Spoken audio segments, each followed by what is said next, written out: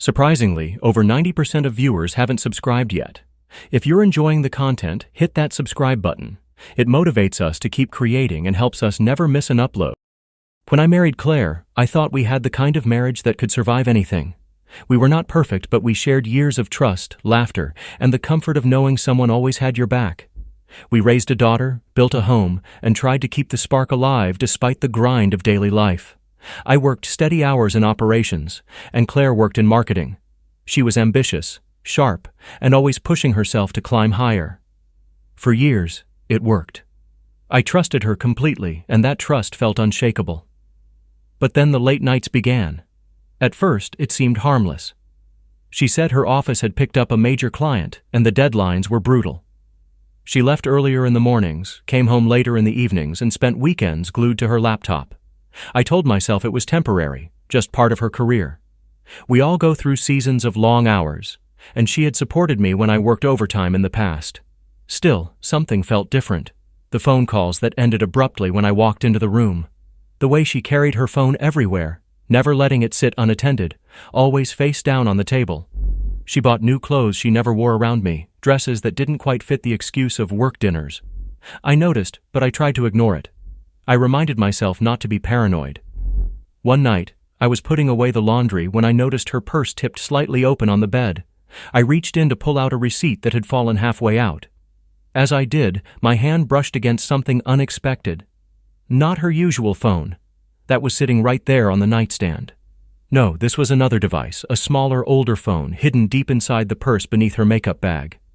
My heart pounded. I pulled it out carefully, staring at the black screen. Why would she need a second phone? She had never mentioned it. My stomach turned as I pressed the power button and the screen lit up. There was no lock screen, just a flood of messages. I scrolled through them with shaking hands. The first one I saw made my blood run cold. Last night was worth the risk. Can't stop thinking about you. Another followed. He won't suspect a thing. We just have to be careful. My chest tightened as I read line after line. Messages filled with intimacy, with promises, with the kind of excitement she hadn't shown me in years. Each one was signed by the same name, Ethan. I sat on the edge of the bed, the phone heavy in my hand. My wife had a secret life, one she thought she had hidden perfectly. And she had hidden it in plain sight, in her purse, the one thing I never thought to check. She must have believed I'd never look there, that I trusted her too much. She was right, until now. I didn't confront her that night. When she came home, flushed and smiling faintly, she kissed my cheek, murmured something about being tired, and went straight to shower. I stayed quiet. Part of me wanted to explode, to shove the phone in her face and demand answers. But another part knew shouting would only lead to denials, excuses, tears. No, I needed patience. I needed the truth to unravel on its own. Over the next few days, I studied her more closely. She thought she was clever, thought she could play both roles, dutiful wife at home, secret lover in the shadows. But I noticed the way her eyes flickered when she texted, the way she smiled faintly at her screen, then quickly hid it when I looked. I noticed the new perfume she wore, subtle and floral, nothing like the one I had bought her last Christmas. I noticed the excuses, the stories that didn't add up. Sophie, our daughter, noticed too. She was young, but children pick up on more than adults realize. One evening, as Claire rushed out the door, claiming she had a late meeting, Sophie asked me, "Why is Mommy always gone now?" I forced a smile and hugged her. "She's busy with work, sweetheart, but I'm here." She nodded, but her little frown told me she wasn't convinced. One Saturday, Claire announced she needed to go to the office for a few hours. After she left, I checked her purse again. The secret phone was gone. She had taken it with her. That told me everything I needed to know. I couldn't stop thinking about the messages I had read. The intimacy, the promises, the betrayal spelled out in every line. She wasn't just drifting away. She had already left in every way that mattered. I was simply the last to know. That night she came home late, hair slightly tousled, smelling of perfume that didn't belong in an office. She smiled faintly, avoiding my eyes. I said nothing. Instead, I tucked Sophie into bed and sat alone in the living room, staring at the dark window. The reflection staring back at me looked older, heavier, worn down by secrets I hadn't chosen. The next day, while Claire showered, I checked her purse again. The phone was back. I opened it quickly, scrolling through the most recent messages. I can't believe how easy this is. He trusts you so much. He has no idea. Another. Someday soon, it'll just be us. I nearly dropped the phone, bile rising in my throat. She wasn't just unfaithful. She was mocking my trust, telling her lover I was clueless, a fool too blind to see what was in front of me. When she stepped out of the bathroom, humming, towel wrapped around her hair, I slipped the phone back into her bag and acted as though nothing had happened. She kissed me lightly on the cheek, her face relaxed, her eyes full of practiced innocence. But inside, something inside me had hardened. She thought she was clever, thought she could play me for a fool. But the truth was already in my hands, glowing on a screen she had tried to bury in her purse. I wasn't going to shout. I wasn't going to beg. I was going to wait, because I knew, sooner or later, the truth always finds its way to the surface. And when it did, it wouldn't be my anger that ended her illusion. It would be her own lies collapsing around her. For now, I watched, silent and steady, knowing her clever little secret had already been exposed. She just didn't know it yet. The weight of that little black phone never left me. Even when it wasn't in my hands, I felt its presence, tucked deep in her purse like a ticking clock. Every time Claire laughed at a text, every time she slipped away to work late, I knew it was there, holding the truth she thought she could keep hidden forever. I didn't confront her outright. Instead, I did what my instincts told me. Wait, watch, and prepare. Anger can make you sloppy. Patience builds a case. So, I began collecting details. Small things, but important. One night, she left her work laptop open on the dining table. I noticed a draft email, half-typed, addressed to Ethan but written in a tone far too personal for a colleague. She had minimized it quickly when she realized I was nearby, but not before I caught a line that burned into my memory. I wish he'd stop looking at me like I belonged to him. I belong to you now. She thought I hadn't seen. I let her believe that. Another time I checked the phone when she went for a shower. The latest text from Ethan read, "He's clueless. Keep playing the devoted wife until we can make a clean break." My hands trembled as I read it. Clueless. That was how she described me. The man who built a life with her, the father of her child, reduced to nothing more than an obstacle in their little fantasy. The rage boiled inside me, but I forced it down. Not here, not yet. Sophie noticed more than I expected.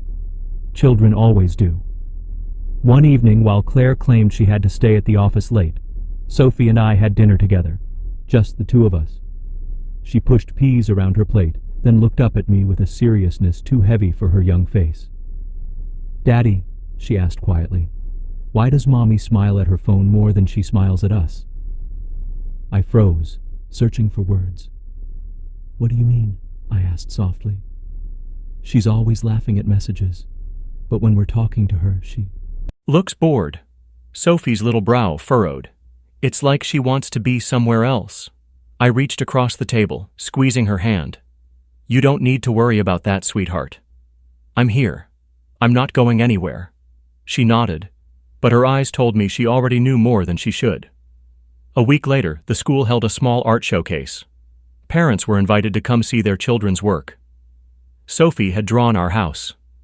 There we were, 3 stick figures, me, her, and Claire. But in the corner, half hidden, she'd drawn another figure. When I asked her about it, she whispered, "That's Mommy's friend, the one she texts all the time." I nearly dropped the paper. My daughter had put into crayons what Claire had been trying to deny. At the showcase, Claire barely made it on time, hurrying in with her hair freshly styled and makeup perfect, not like someone coming straight from work. Ethan was there too, pretending to browse the artwork from across the room. Claire tried not to look at him, but I caught her eyes flicking over, the faintest smile tugging at her lips. Sophie noticed too. She tugged my sleeve and whispered, "That's him, isn't it?" I knelt down to her level. "How do you know?"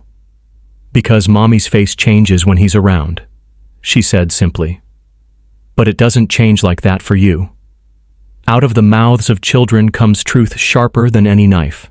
I didn't cause a scene. I never looked Ethan's way.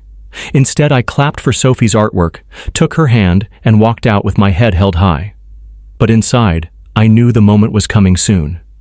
The real turning point arrived one evening when Claire forgot to mute the secret phone before leaving it in her purse. She was upstairs bathing, and I heard the buzz from the bag. I pulled it out and saw the latest message. This can't stay hidden forever. When are you going to tell him? Her reply came seconds later. Not yet. He trusts me too much. Besides, Sophie will get used to it. My hands clenched into fists. Sophie. She was dragging our daughter into her plan, as if our little girl could be tricked into accepting a stranger as part of our family. The betrayal wasn't just mine anymore. It was Sophie's too. That night, after Sophie went to bed, I sat across from Claire at the kitchen table. She was scrolling through her real phone, pretending to be absorbed in work. I studied her face, wondering how long she thought she could juggle two lives. Claire, I said evenly, are you happy? She looked startled, glancing up. Of course, why would you ask that?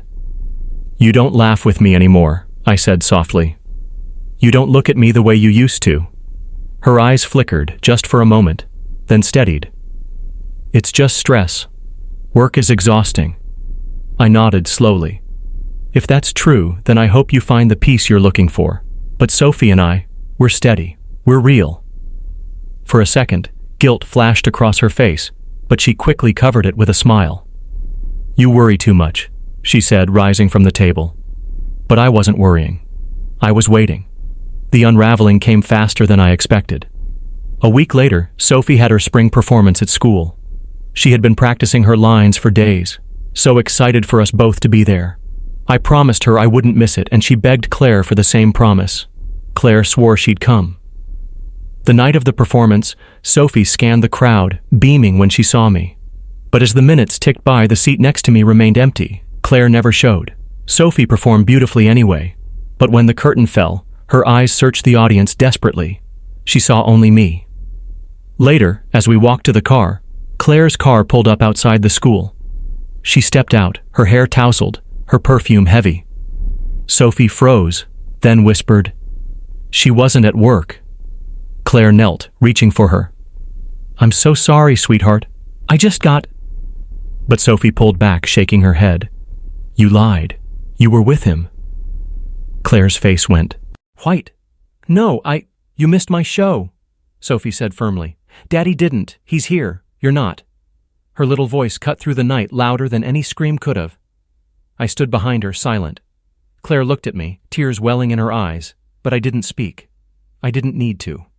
The truth had already been spoken by the one person who mattered most. That night, after Sophie went to bed, Claire tried to explain herself. "It's not what you think," she whispered. But I just shook my head. "Don't insult me, and don't insult her. She knows. She's known for weeks. You thought you were clever, hiding a phone in your purse, sneaking messages behind my back. But the truth isn't hidden.